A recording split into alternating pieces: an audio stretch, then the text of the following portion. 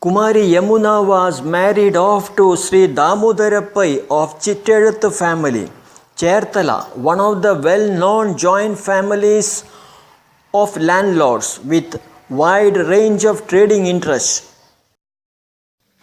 Young Yamuna's husband was loving and kind-hearted, but she could soon sense the difference between the parents' home and the new one. The mother-in-law entertained no such concern that Kaveri had for Yamuna. Yamuna was straightway inducted into never-ending domestic chores that continued from early morning to late nights. The mother-in-law had specialized in inventing newer dimensions of cleanliness. There the family members were barred from entering home from place of work till they had taken bath and changed the clothes. The keen observant in Yamuna noticed some more strange things in the kitchen.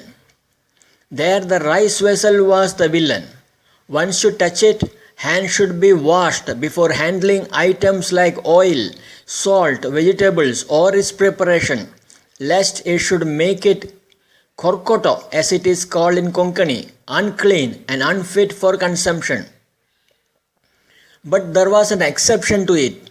Those items will continue to be clean if handled by the rish. Thus the distance for pronouncing a thing as korkoto or not depended on with which it was handled, the palms or the rish.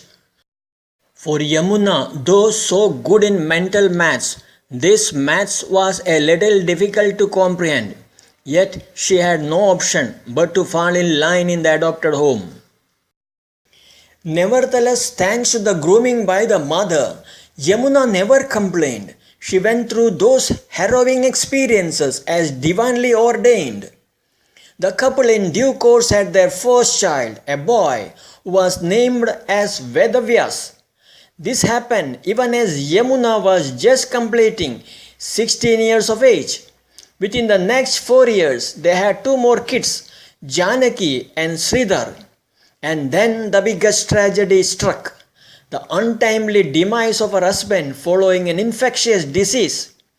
All that happened so suddenly, leaving Yamuna dazed, but that was only the beginning of a bigger man-made calamity waiting round the corner. That was the time inheritances in Hindu joint families were governed by the Dharma Shastras more than the law formulated by the British. As if waiting for the funeral rites to end, the Karta, the head of the joint family, who was supposed to ensure safety and security, leave alone due share in the property to Yamuna, and her small kids started burning midnight oil in scheming to deprive Yamuna and her kids even basic rights to safety and security. With the other member gleefully joining that conspiracy, Yamuna was made to sign papers that had clauses of her voluntarily abdicating rights to a share in the property. Yamuna, whose mind was clouded by the grief of her dear one, had no time to think too much about the contents of the paper she was signing. But once in possession of the signed legal papers, the mother-in-law changed gears and upped the ante against Yamuna that finally resulted in her sending messages to home. The parents at Kochi carefully weighed the options before asking Yamuna to come back to Kochi along with the kids. That was the beginning of a new chapter in young Yamuna's life that saw her pick up from where she had left it just half a decade back. She took it on herself the honors of most of the household works, like going for buying provision from the ration shops, groceries, sourcing herbal plants for preparation of local medicines for the ailing members of the family, nursing them back to health, helping in kitchen, etc. Those were the beginning of the days Nehru's myopic economic vision and policies that ensured a man-made famine in the 60s, forcing India depend on the US for its requirement of grains under PL 480. The sight of serpentine queues 24/7 in front of the ration shops was a common sight. Though the supplied grains were substandard, it was Yamuna who was undergoing that ordeal for the whole family. Yamuna only volunteered to collect and bring pipe water every day overnight from a faraway water tap after standing in queue for hours, knowing that one of her brothers needed it for bathing. The type of works she did when one of her co-sisters was down with back pain, with a total physical debility for more than 3 months can be weighed only in gold. Yamuna was by her side 24/7 for all her basic needs like eating, attending to nature's call, cleaning her and the room, bathing, meeting the doctor, sourcing herbal plants for preparation of medicines, administering it, doing body massage with oil, hot water, sand, etc., that finally nursed her back to health.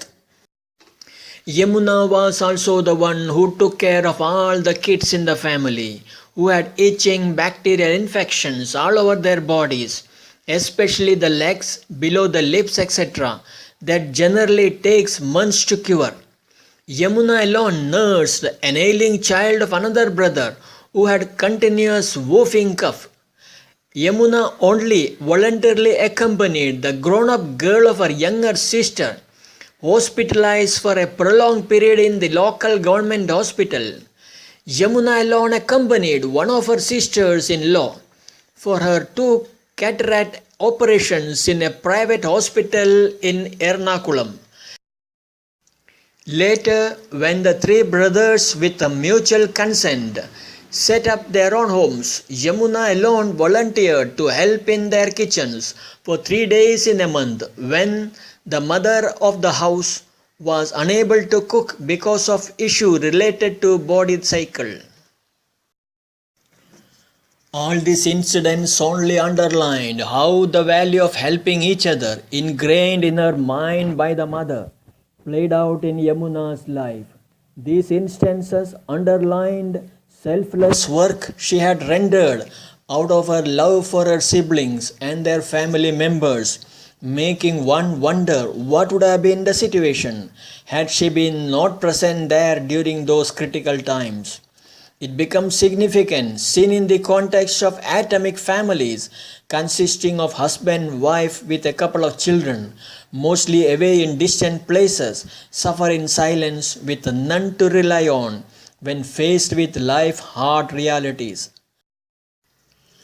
All those things she did with a smile, with only one objective, to be of some help, to steer clear the ships of others' families, tossed around by the occasional violent waves of life's realities, even as she was trying to steer her own family with the 3 kids. While she was occupied with those chores, she might have silently nursed a private grief of her own family, deprived of the safe shores of her husband.